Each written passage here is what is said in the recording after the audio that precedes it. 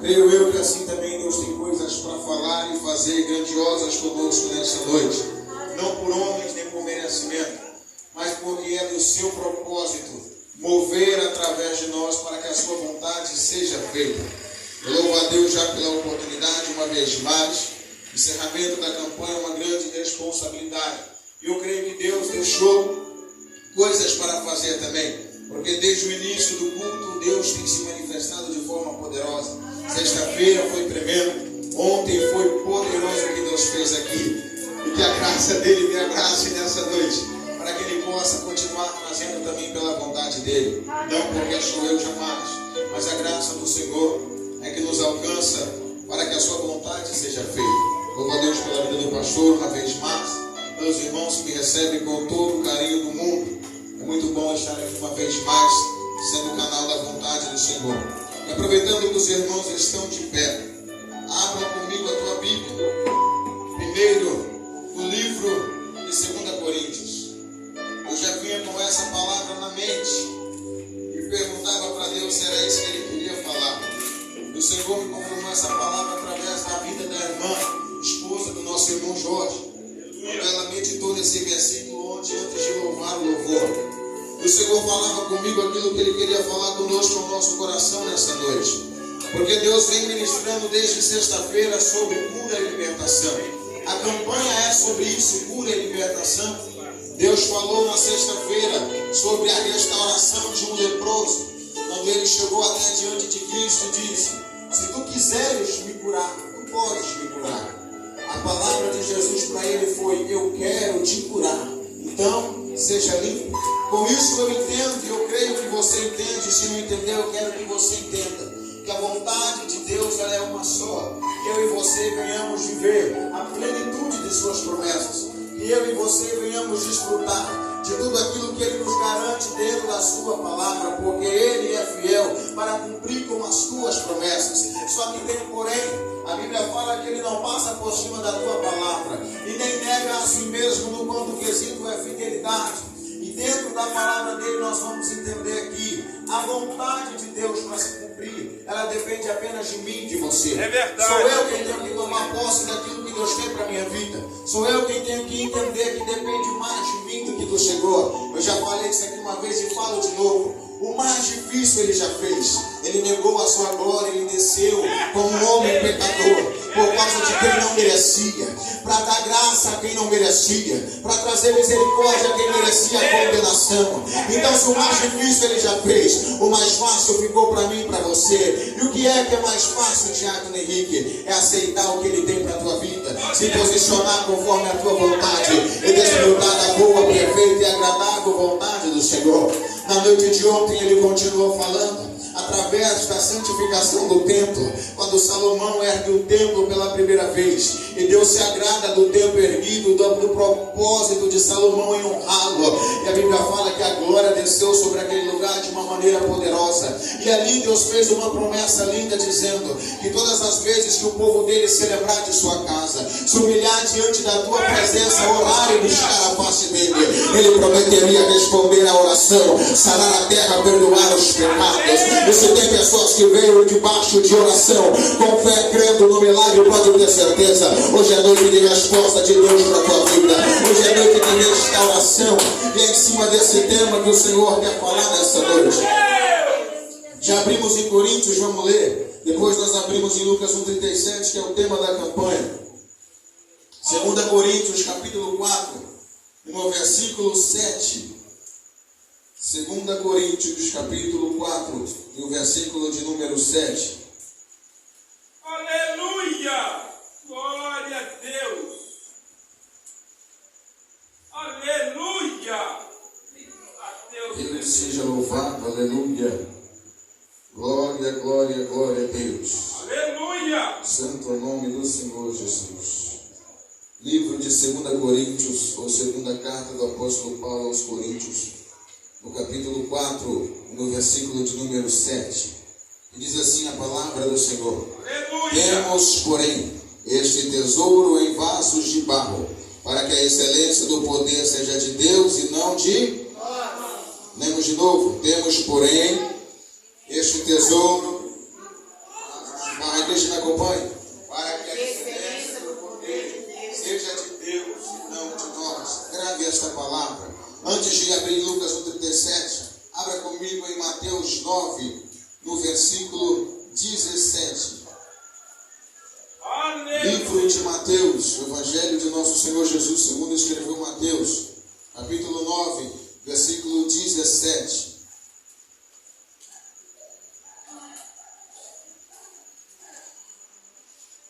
Glória a Deus. Aleluia, Deus. Louvado seja o nome do Senhor. Mateus 9, 17 diz assim: nenhum homem coloca vinho novo em odres velhos. Do contrário, os odres se rompem e o vinho se derrama, e os odres se perdem.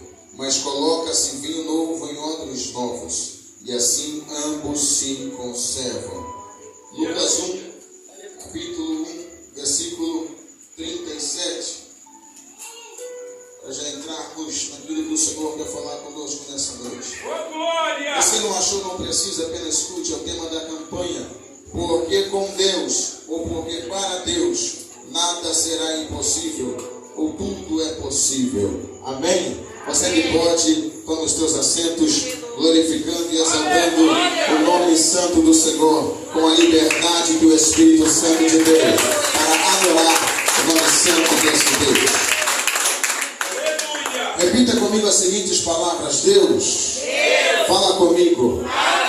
Não o que eu quero ouvir, mas aquilo que eu preciso, segundo a tua onisciência, porque tu sabes o que eu preciso, mais do que eu mesmo. Me conheces melhor do que ninguém. Então, me conhecendo e sabendo o que é melhor para mim, fala comigo, segundo a tua vontade, em nome de Jesus. Amém. Glória a Deus. O tema da campanha fala muito e se enquadra com o propósito do Evangelho do nosso Senhor e Salvador Jesus Cristo para nós, seres humanos aqui na terra: cura e libertação. O ministério de Jesus, ele foi voltado em cima de três coisas: ensino, cura e libertação. E através de tudo isso ele gerava salvação para quem aprendia, para quem era curado e para quem era liberto. Quando nós falamos de libertação, vem logo à nossa mente demônios, expulsar demônios, libertação de demônios. Quando a gente fala de cura, vem à nossa mente enfermidades a qual nós conhecemos, a qual nós damos nome, a qual a medicina consegue nomear. Só que libertação e cura vai além do que apenas a expulsão de demônios. Até porque expulsar demônios não é libertar ninguém. Nós não libertamos ninguém de demônios. Nós expulsamos os demônios. E aí começamos o trabalho de libertação na vida daqueles que um dia estiveram possessos, ou cativeiro, sobre a prisão, ou sobre a possessão demoníaca. A Bíblia vai dizer que todos nós, antes de andar com Cristo, andávamos com um espírito mundano que nos acompanhava. E quando viemos para Cristo, a Bíblia fala que a nossa casa ela foi toda reformada. E aquele espírito que nos acompanhava, ele deixou de nos acompanhar. E o Espírito de Deus passou a morar nessa casa. E essa casa é o meu e o teu corpo. Essa casa é a minha e a tua vida. Só que a Bíblia também vai dizer que todo aquele que um dia esteve no mundo, veio para Cristo, mas voltou para o lugar da onde Deus já o tinha tirado. Aquele espírito que habitava antes nessa casa, ao passar por frente desta casa e ver essa casa adornada, enfeitada, limpa e arrumada, e ver que ela está vazia, aleluia, glória a Deus, ele vai, chama mais 7 companheiros piores do que ele, e ele volta para aquela casa, e o estágio desta pessoa se torna pior do que o primeiro. O último estágio dela se torna pior do que o primeiro. O que eu entendo? Se casa é o meu corpo físico, aparentemente, e a casa serve para habitação, e se quando eu venho do mundo todo sujo, o Espírito Santo de Deus toma essa casa, faz as reformas que precisam ser reformadas, até porque Ele não habita em uma casa de qualquer maneira, e Ele não entra para habitar em casa suja. Ele pode até pegar a casa suja, mas antes de morar Ele vai limpar essa casa, antes de morar Ele vai colocar cada coisa no seu devido lugar, porque quem gosta de desordem e bagunça é Satanás.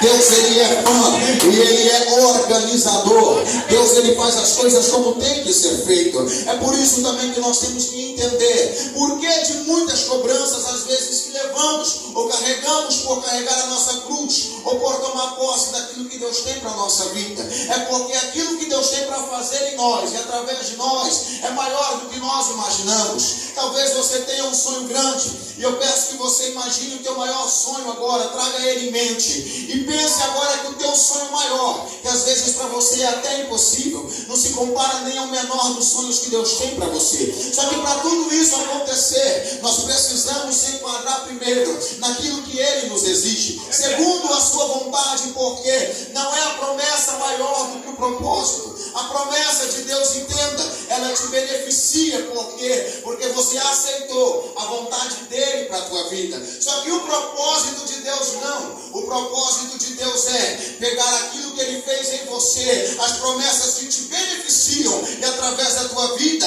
alcançar um número incalculável de pessoas. Enquanto a promessa alcança a tua vida, o propósito usa a tua vida para alcançar inúmeras pessoas que também são alvos das mesmas promessas do mesmo Deus.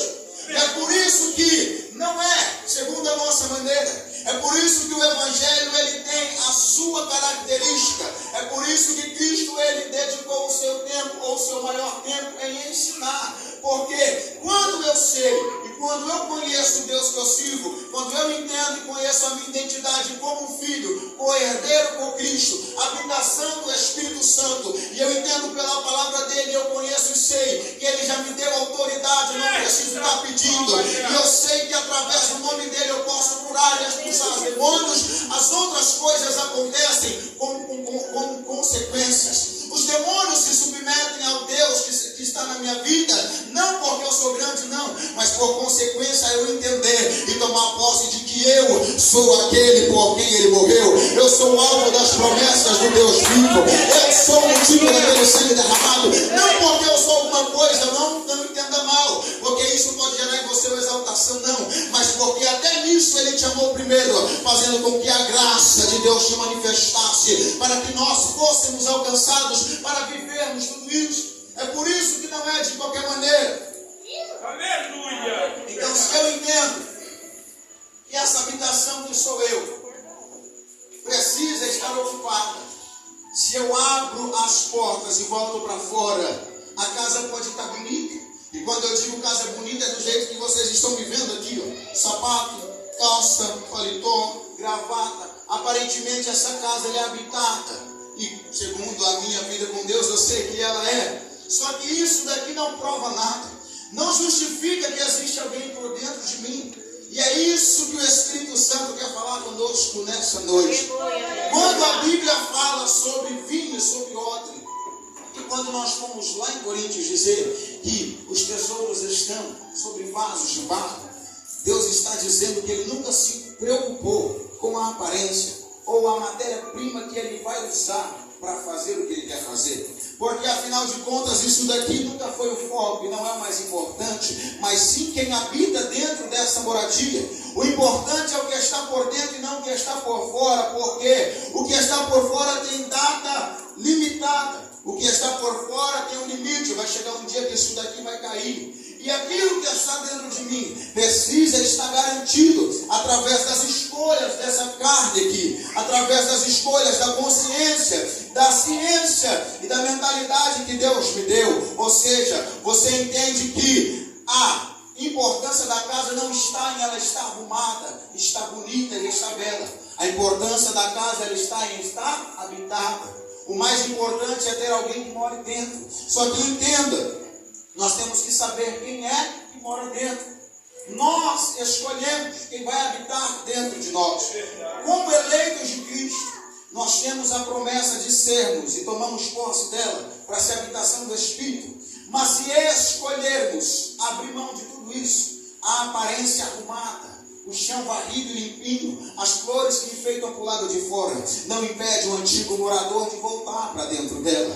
É por isso que o apóstolo Paulo vai dizer que a nossa luta não é contra a carne e o sangue dos outros, mas sim contra nós mesmos. Porque a todo momento, quem morava antigamente quer voltar a morar. E a todo momento quem começou a morar não quer sair daqui, porque ele sabe que ele precisa disso daqui também, para que outras casas que ainda não foram habitadas se tornem a habitação dele. Porque para isso se manifestou o Filho de Deus, para perdoar os pecadores, para trazer os pecadores ao arrependimento, para curar os enfermos, para libertar os oprimidos. Aleluia! Quando nós falamos em vaso e tesouros em vaso de barro, nós temos que voltar lá no início da criação, quando do barro, da matéria-prima mais desprezível, ou desprezível talvez não seja a palavra mais adequada, mas a menos valiosa, digamos assim, porque quando Deus desceu na terra para formar o homem do barro, a terra já tinha ouro, a terra já tinha ferro, a terra já produzia prata, minério, diamante, carbono, tudo isso já era produzido pela terra. Deus poderia ter pegado o material mais valioso, o ouro, ou quem sabe o diamante, um homem reluzente, que brilharia inquebrável, impenetrável, que duraria para sempre. Ou Deus poderia ter pegado o ouro, uma matéria valiosa, um minério valioso, que tem o seu valor segundo a sua espécie, que brilharia, só que não. Deus ele foi lá na matéria que todos desprezam, porque, segundo a lógica humana, para que serve o barro? Para ser pisado pelos homens, ou às vezes nem pisado, porque quando nós passamos por uma poça de barro e nós vemos o barro, nós queremos desviar para não sujar o pé. Só que olha que interessante, aquilo que para os homens não vale nada, para Deus tem um valor imensurável. Eu vou repetir para você entender, eu vou aplicar isso na tua vida. Talvez tem pessoas que entrou aqui se sentindo o pior da casa. Talvez tem pessoas que entrou aqui porque receberam palavras de desprezo, menosprezo. Talvez tem pessoas que entraram aqui abatidas porque ninguém reconhece o teu valor, ou porque você já se cansou de tentar dar o seu melhor e ninguém consegue enxergar o teu melhor. Basta um erro seu para te apontar em tudo que você fez de errado no teu passado, e você começa a se sentir inferior e acha que não merece, acha que você é indigno. E o Senhor Jesus Cristo vem dizer para mim, e Ele vem dizer para você assim: pode não ter valor para a família, pode não ter valor para os homens, pode não ter valor para o mundo, mas eu derramei o sangue por você, então eu sei o valor que tem a tua vida. Do barro, Deus faz um vaso. Que é isso, Tiago Henrique? Sim, a forma de um homem, mas era vaso. Porque responde para mim, quando Deus termina de dar molde a Adão, Adão tinha vida? Adão vivia só porque Deus tinha feito um molde ali, segundo o seu conhecimento, segundo a sua imagem e aparência? Adão tinha vida? Não. Do lado de fora ele estava o quê? Acabado, finalizado, moldado, tinha sido terminado, só que estava vazio do lado de dentro. Não tinha nada que fizesse com que ele se movesse. E aqui também vai uma revelação da palavra do Senhor. Quem sabe a primeira ou a segunda da noite, eu já até me perdi, mas vai tomando posse do que Deus está falando para você. Lá em Apocalipse, Deus libera uma palavra para uma igreja, se eu não me engano, a igreja de Esmirna, se eu não estou enganado. Esmirna, se não foi Esmirna, é outra. Vou conferir aqui para não errar. Sardes, a igreja cristã de Sardes. E Deus diz assim para elas: ó, conheço as tuas obras. Tu tens nome de que vive, mas está morto. Nome fala de aparência. Aparência fala de físico, aquilo que eu posso ver, aquilo que os olhos enxergam, aquilo que todo mundo enxerga. Você me enxerga como um homem de Deus, porque eu estou de paletó gravado e pregando para você. Mas o Senhor enxerga aquilo que há por dentro. Ah, meu Deus do céu, vou falar isso daqui. A igreja de Sardes estava nesse contexto. Eu volto para a palavra, vai pegando o que Deus está falando para você entender. Eu ainda não saí do contexto. Sardes era uma igreja como as outras comum, que perseveravam na doutrina de Cristo, que tinham recebido o evangelho através dos apóstolos, da pregação e administração. Só que ao longo do tempo se perdeu, acabou a essência. Eles começaram por um caminho bom, ouviram a palavra da pregação e do arrependimento, entenderam que Cristo era o Filho de Deus e que Ele veio para chamar chamar pecadores ao arrependimento, tomaram posse daquilo que a cruz liberou para nós e se apoderaram desta promessa. Só que ao decorrer do tempo, a Bíblia fala que eles começam a se perder e eles se apegam naquilo que os outros viram e param agora de se preocupar com aquilo que o Deus que tinha os levantado enxergava. Sardes é aquela igreja que vivia uma rotina evangélica, uma rotina gospel. Quarta tem culto, sexta tem culto, sábado tem culto, domingo tem culto. Então vamos para o culto. Só que acabava o culto e não acontecia nada, nada mudava. Eles estavam vivendo uma rotina de aparência. Quem vivia eles no culto falava: a igreja de Sardes é uma bênção. Tem culto quarta, sexta, sábado e domingo. Lá é uma bênção, os irmãos são bênçãos. Quem olhava para a igreja de Sardes dizia: tem vida, porque estão se movendo. Tem vida, porque estão respirando. Tem vida, porque estão cantando. Tem vida, porque estão louvando. Tem vida, porque tem pregação. Só que o dono da igreja ele olhava e dizia: parece que tem vida. Tem nome de quem tem vida, mas não tem. Sabe por quê? A aparência que demonstra vida não garante que eu vivo em mim mesmo. Quando Deus termina de fazer Adão, segundo a tua imagem e a sua semelhança, Adão era apenas um recipiente. E todo recipiente vazio ele não serve para nada. Eu te trago um exemplo. O pastor acabou de me trazer um copo d'água. Esse copo d'água ele foi criado, é um vaso pequeno, mas é um vaso, é um recipiente. Só que vazio ele não serve para nada. Cheio ele tem o seu valor, porque está cumprindo o seu propósito.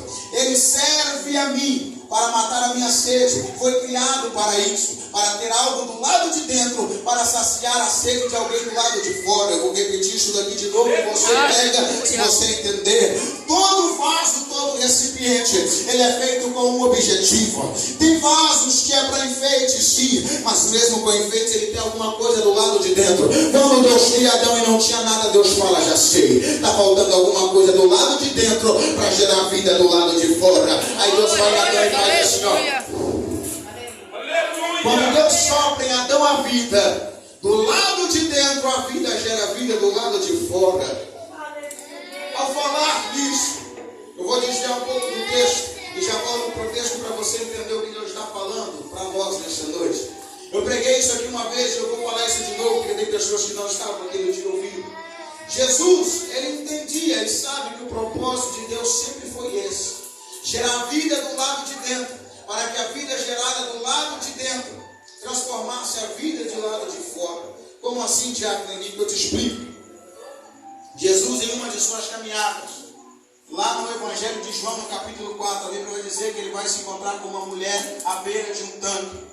E essa mulher aparentemente tinha vida, porque vivia, respirava, andava. Só que coisas incomuns e anormais acontecem nesse encontro. Primeiro, no horário do encontro, porque era um horário que ninguém ia ao poço tirar água, porque era meio-dia, o sol era muito quente. E quem tinha que fazer esse eles fazia de manhã. Eu falei isso da outra vez. Segundo, que se um motivo para ela ir a esse horário, a maneira como ela vivia, a maneira como era a sua vida, porque a Bíblia vai dizer que no decorrer do diálogo dela com Cristo, Cristo vai revelar que ela tinha um problema, ela tinha uma enfermidade. Só que essa enfermidade não era no corpo, essa enfermidade não era na mente, essa enfermidade era na alma. E alma fala de emocional. Essa mulher, ela vivia um relacionamento extraconjugal. Por quê? Porque por 5 vezes ela tentou achar a sua felicidade em pessoas, ou seja, em subterfúgios do lado de fora, para trazer vida para o lado de dentro. Ela era uma pessoa que se apegava às coisas palpáveis, às coisas aprazíveis do mundo, prazeres, relacionamentos,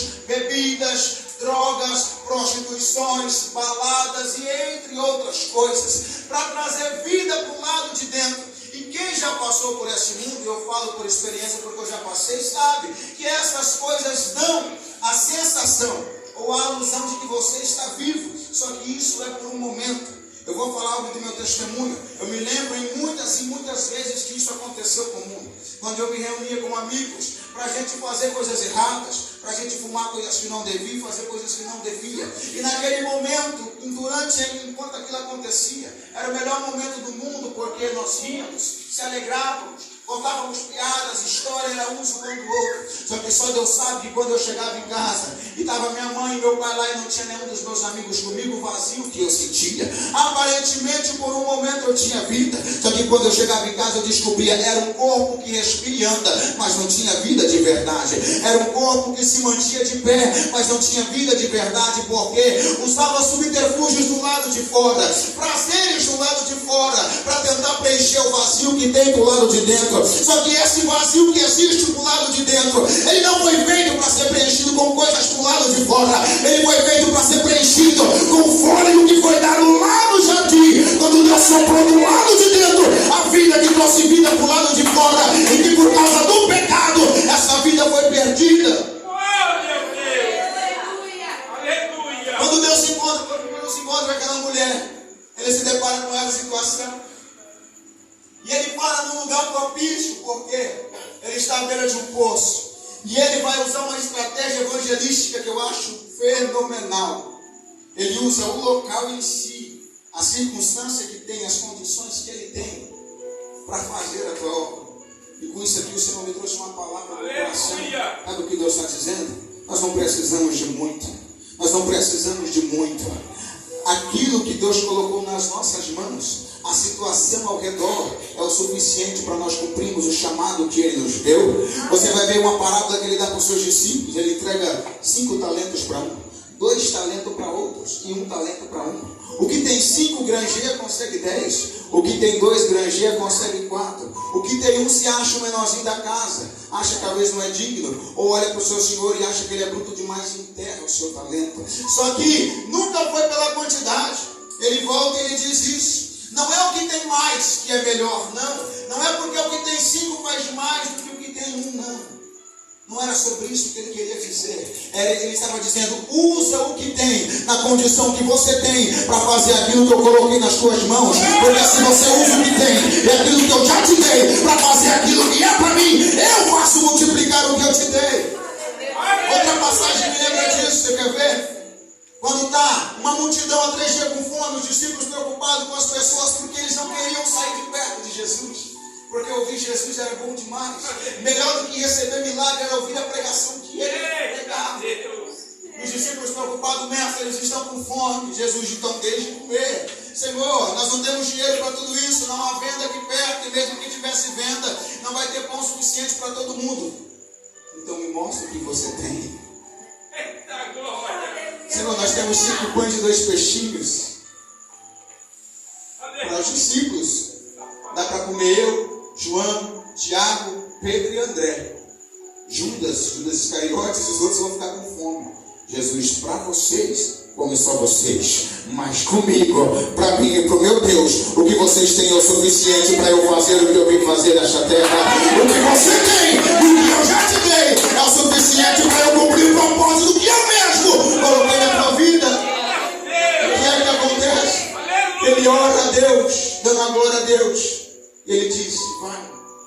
E eu creio que foi assim, eu não sei. A Bíblia fala que depois sobra 12 cestos. Mas eles não tinham 12 cestos.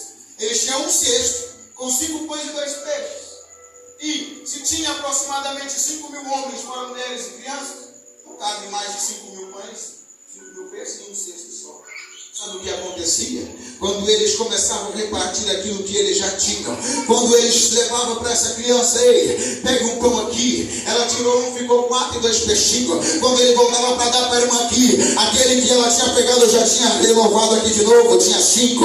E quando ela pegava, saía, ele dava para essa daqui, e os pães não acabavam. Quando ele dava para essa daqui, era para ter 4, ele olhava, tinha 5 de novo, ele repartia para essa. Resumo da história, com aquilo que eles tinham, eles alimentaram 5 mil pessoas. Sabe o que Deus está dizendo aqui? É o que Ele está dizendo na parábola dos talentos. Quando você granjeia aquilo que eu já te dei, eu me responsabilizo de multiplicar aquilo que eu coloquei nas tuas mãos. Senhor, mas eu só sei cantar. Quando você usa o dom que eu te dei para cantar, eu me responsabilizo de multiplicar na tua vida, porque foi eu que fiz a promessa. O propósito é meu, se foi eu que te chamei, eu me responsabilizo pela chamada. Cabe a você fazer o que eu te mandei fazer, na condição que você tem, com aquilo que eu já te dei. Levanta.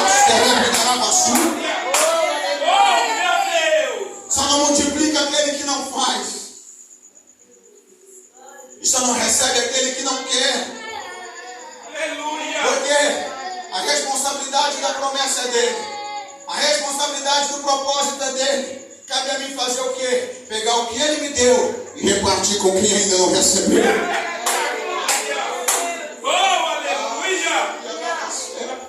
Deus está dizendo aqui, tem pessoas que estão buscando confirmação. Senhor, eu preciso de uma confirmação, papai, para saber que é o Senhor que me chamou. Deus está dizendo, você não precisa de confirmação. Você já sabe o que eu te dei. Você já sabe o que tem, porque eu já te falei que eu te dei. É só você começar a espalhar. Eu não preciso multiplicar na tua mão para você ver o milagre. Começa a espalhar o que tem na tua mão, que mesmo sendo pouco, no pouco eu te acrescento muito. E através de você eu te honro diante daqueles que um dia te desprezaram.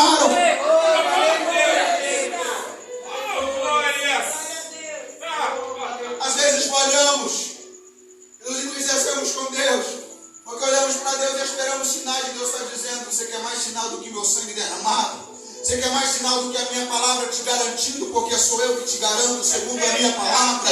Você quer mais sinais do que a tua vida, que já era para ter se perdido no tráfico, nas drogas, na prostituição? A lavassura e viana, eu digo isso por mim mesmo. Só Deus sabe de onde Ele me tirou. Deus me libertou uma vez de uma facada que eu tomei, 2 centímetros do meu coração, eu não morri. Da minha artéria que leva sangue para o coração, eu não morri. Deus me libertou, Deus me livrou das garras de tiro, de ameaças de morte e de pessoas que foram na minha casa para me matar, mas não conseguiram me chamar. Foram armadas na minha casa, e o propósito deles, eu fiquei sabendo disso 1 ano depois que eu tinha me convertido. O cara chegou para mim e falou, Deus é na sua vida. Eu falei, por quê? Eu achava que era porque eu orava muito, cantava muito, parecia crente. Ele falou, porque lá atrás do passado foram 3 pessoas para te matar por causa das suas dívidas e das drogas que você usava, e o propósito delas era te chamar, e quando você saísse, 2 iam meter bala em você na porta da tua casa. Só que eles travaram, ninguém conseguiu te chamar. Eles ficaram 2 horas esperando você sair, eles não saíram, eles foram embora para casa. Se isso daí não for sinal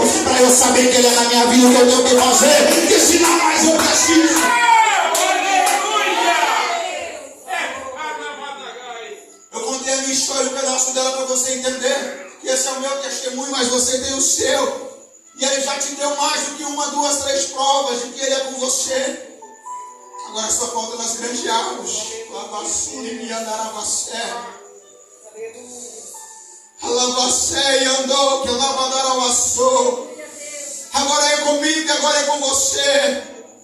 Não vai se multiplicar só na oração, não. Vai se multiplicar quando as orações virarem ações. Quando a gente começar a espalhar aquilo que nós já demos. Nossa palavra é para mim, ela é para você. Não é para mim como se eu fosse santo, não, porque eu não sou. A mesma palavra que fala com você está entrando nesse ouvido, cravando nesse coração e dizendo, você também precisa fazer. Porque essa é a obra de Deus, e é o que Deus nos chamou para fazer. Deus não nos chamou para ficar apenas sentados em cadeiras louvando o nome dele, embora que Ele adore ser adorado. O propósito ainda é multiplica os meus talentos, multiplica os meus talentos, multiplica os meus talentos.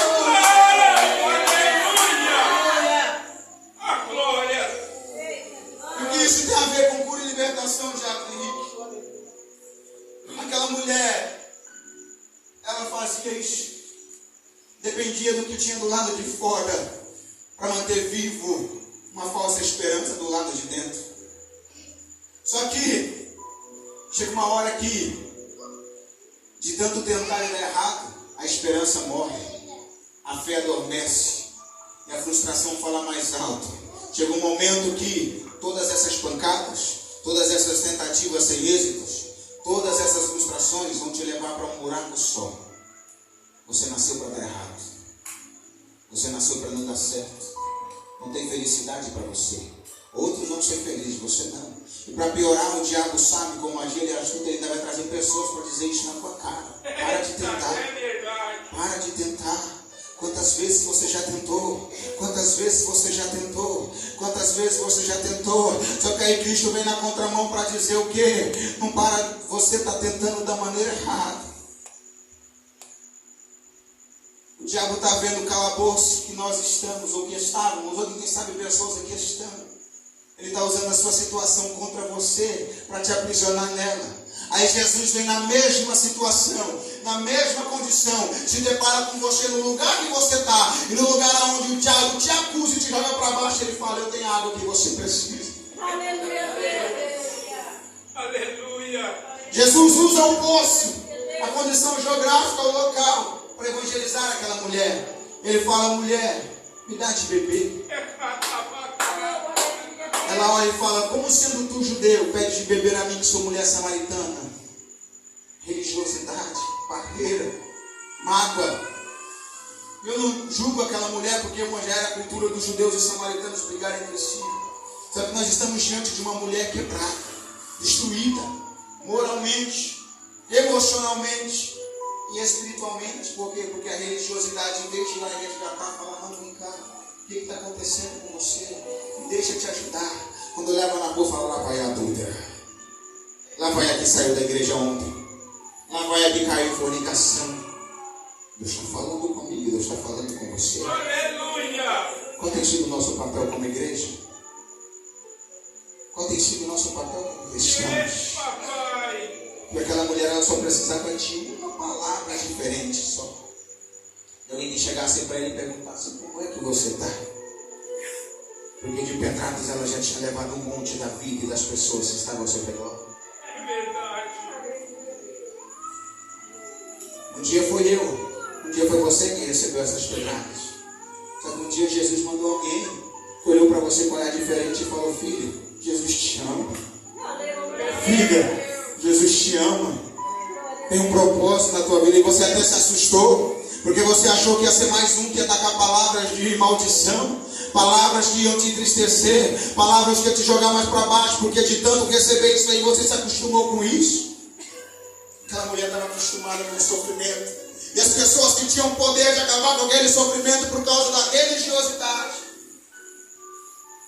eles cavavam ainda mais o poço que ela estava, só para ver ela mais no buraco. Eu estou falando daqueles que entravam no templo, que julgavam os publicanos, e eles entravam diante do altar e diziam: Senhor, obrigado porque eu sou santo, obrigado porque eu sou salvo, obrigado porque eu não peco, obrigado porque eu não me prostituo, obrigado porque meu paletó está limpo, a gravata está no lugar, obrigado, Senhor, porque eu não dou mau testemunho.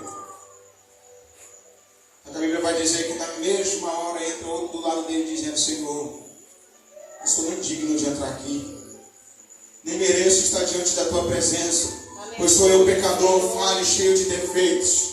Sou eu, homem retalhado em limitações, debilidades, mas me recebe em tua presença. Não me lança fora não abandona a minha vida, não tem piedade de mim.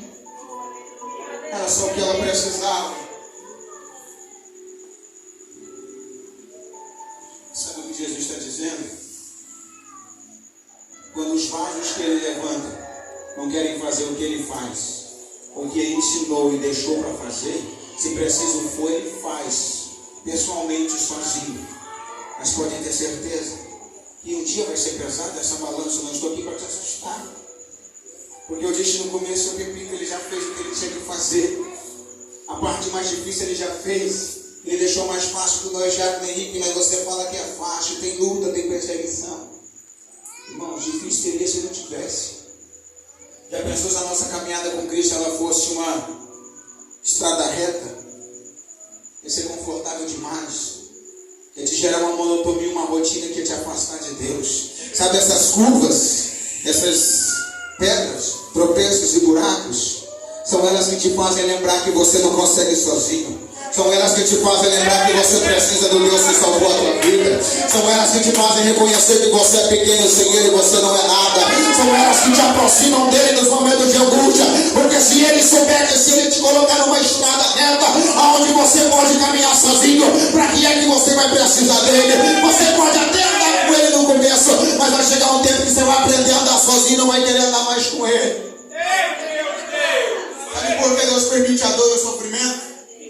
Para não te perder de novo. Porque lá no jardim Deus colocou tudo na mão de Adão. E com tudo Adão voltou a nada. Pela vida Adão gerou a morte. Jesus fala. Aí Deus fala: se dando tudo para eles não dá certo, eu vou permitir umas coisas acontecerem. Se pela vida aquele que era para ser eterno gerou a morte, eu mando o eterno para se submeter à morte. Mas na morte eu vou gerar vida para aqueles que estão mortos, porque não tem a minha presença. Mas eu não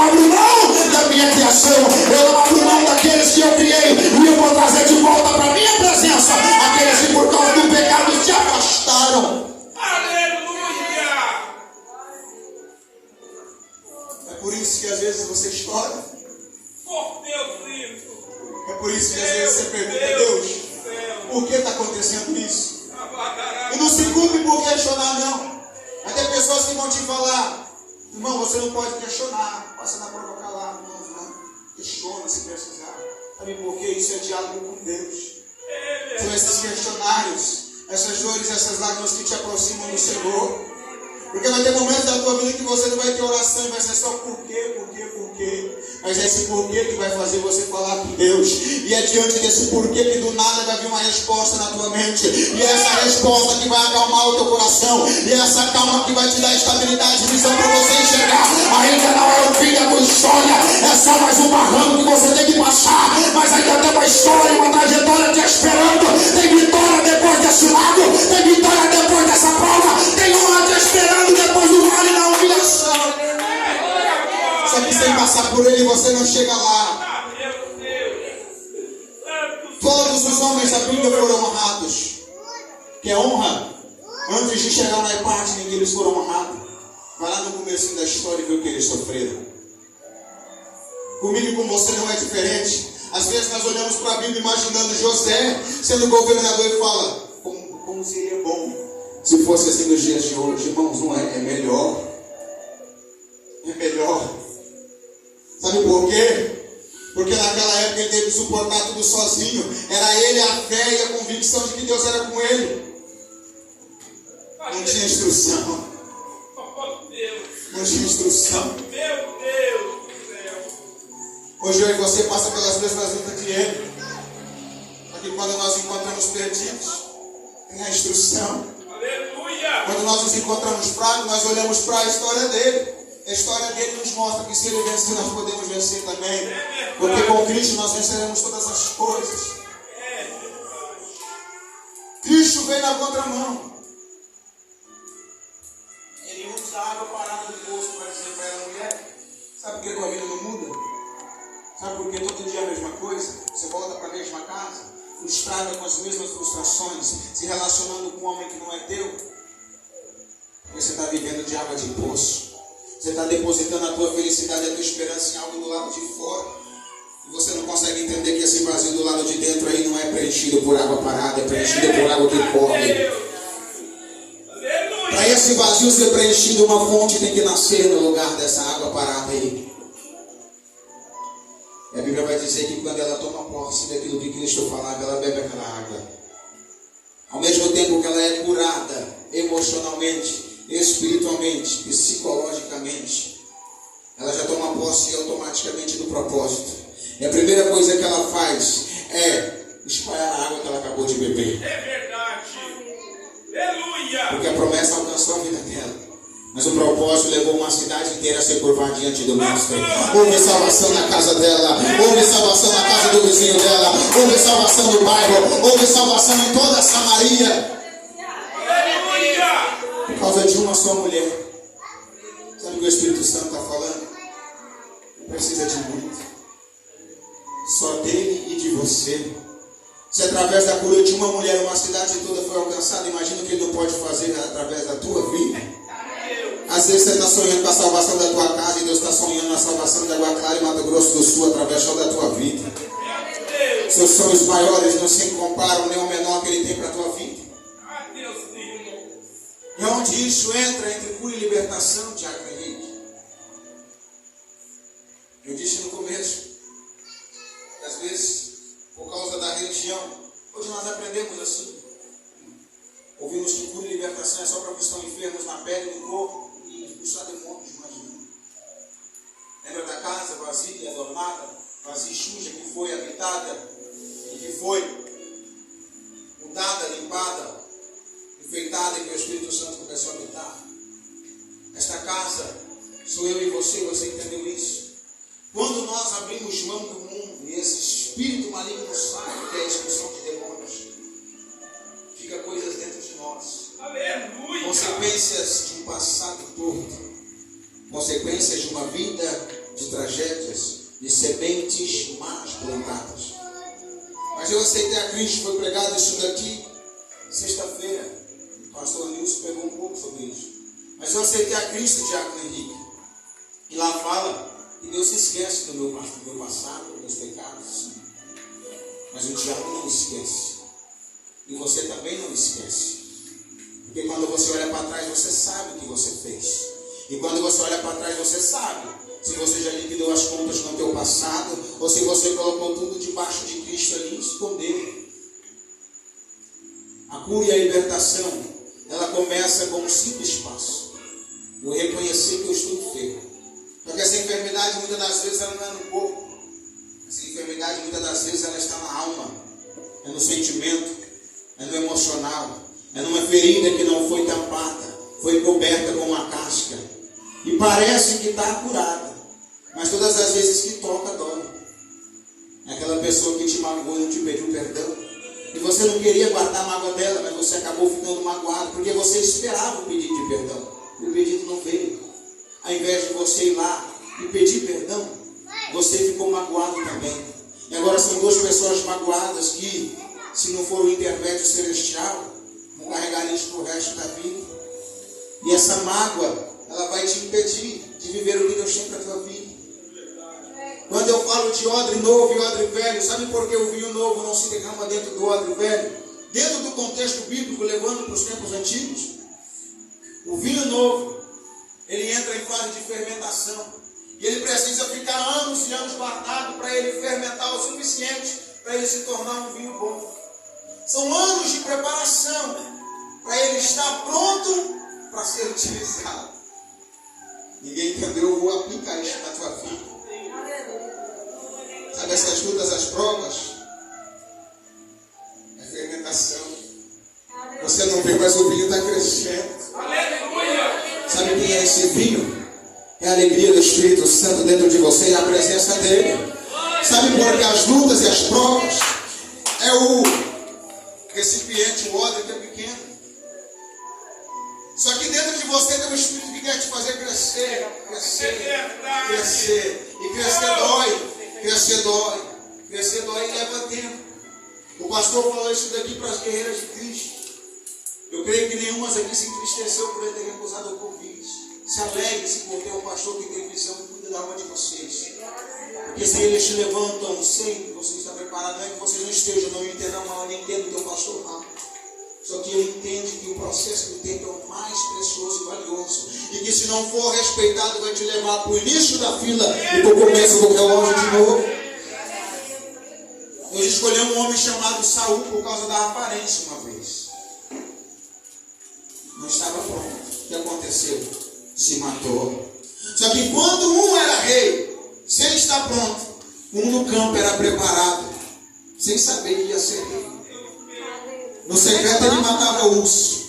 O outro na aparência não matava nem gatinho. No secreto ele matava leão.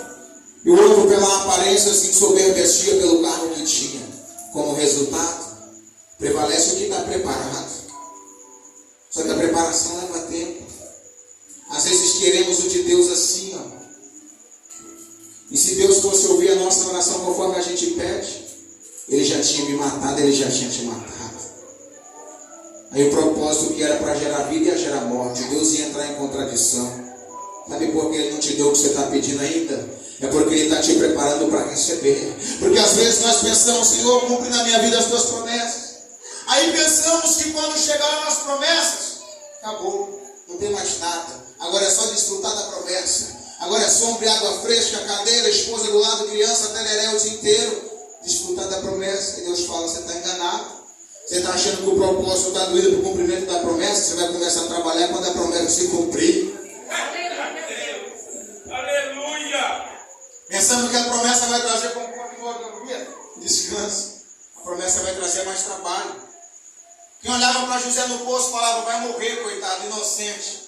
Quem olhava José no trono como governador falava, chegou no auge, agora é só desfrutar. Deus olhava para ele e falava, que nada. Você acha que eu te coloquei aí só porque você é bonitinho? Só porque você é o mais novo e o mais querido do seu pai? Não. Eu fiz uma promessa para o seu bisavô. E a promessa que eu fiz para ele é que a descendência dele seria grande como as estrelas. E essa descendência está morrendo de fome lá em Canaã, por causa da fome que eu mandei na terra com 70 pessoas. E 70 pessoas dá para contar no dedo, ainda não está grande como as estrelas. Eu cumpri a minha promessa na tua vida, para você gerar salvação para a promessa que eu fiz para Abraão chegou a sua vez, parou nada. Meu Deus. Sabe por que ele está doendo? Porque a promessa é o começo da sua história ministerial com Deus. Nos coloca de pé e aqui eu encerro e devolvo o microfone a quem é de direito. E antes eu faço uma oração pela tua vida. Glória a Deus. Oh Deus. Hoje Deus me falou, eu vou restaurar o meu povo. Aleluia. Só que não vai ser restauração só de poder e movimento por causa de 2 horas de culto, não. Vai ser restauração de dentro para fora. É culto de cura e libertação. E hoje é o encerramento da campanha.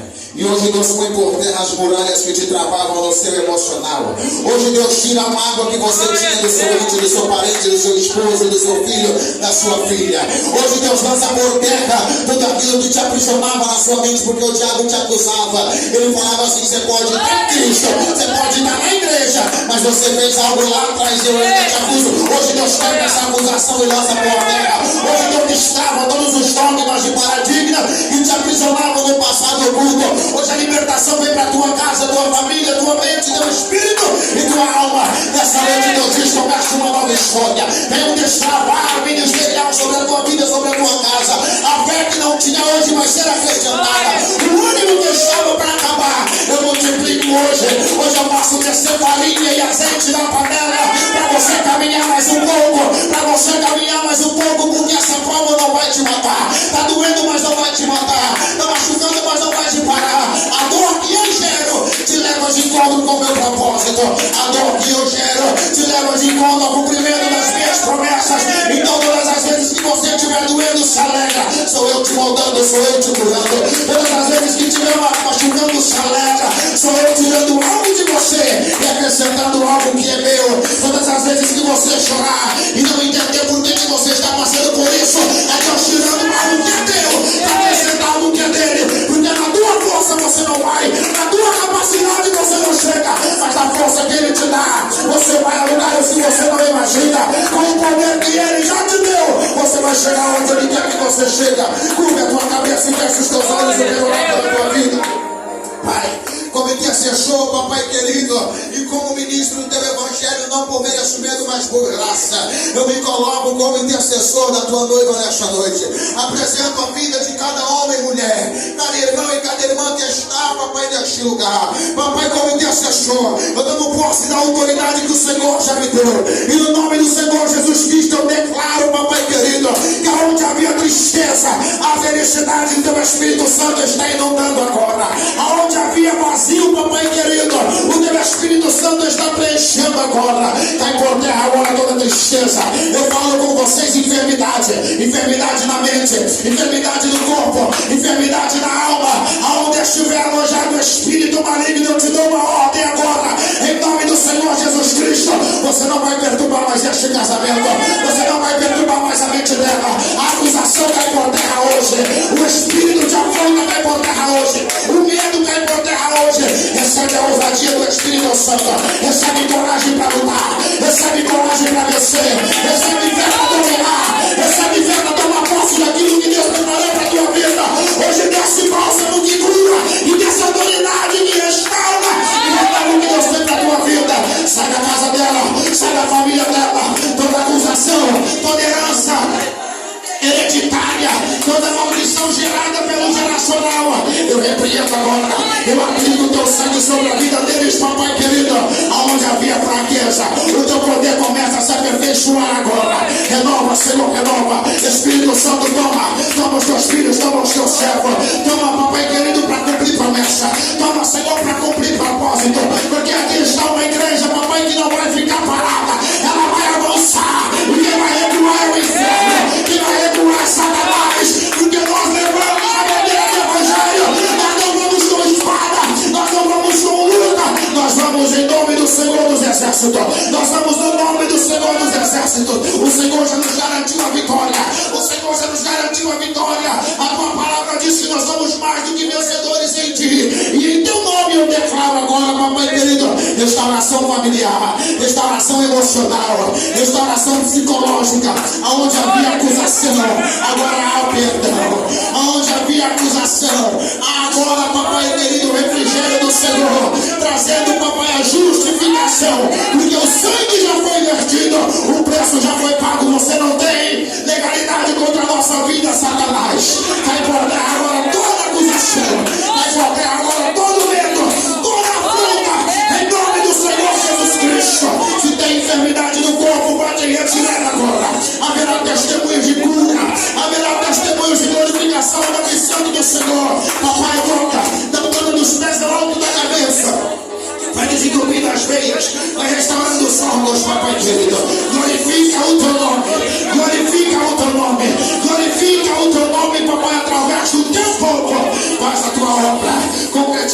milagre, conclua os teus projetos, conclua os teus propósitos. O teu povo não sai da maneira que entrou. Hoje ele sai convictos que eles receberam a vitória. Hoje ele sai convictos que receberam autoridade para vencer. O inferno, papai querido, vai envelhecer. As portas do inferno não permanecerão. Tudo aquilo que estava na frente, se não sair, nós vamos passar por cima. Porque hoje nós tomamos posse da espada. Hoje nós tomamos posse do escudo. E em teu nome nós venceremos as hostes celestiais. Em teu nome nós venceremos as obras do inferno. E em teu nome nós levaremos a cura que nós recebemos a todos os que estão enfermos. Em nome do Senhor Jesus Cristo. No nome do Senhor Jesus Cristo. E se você crê, recebe e toma posse. De mão erguida para o alto. Dê uma salva de palmas bem forte para o Senhor Jesus.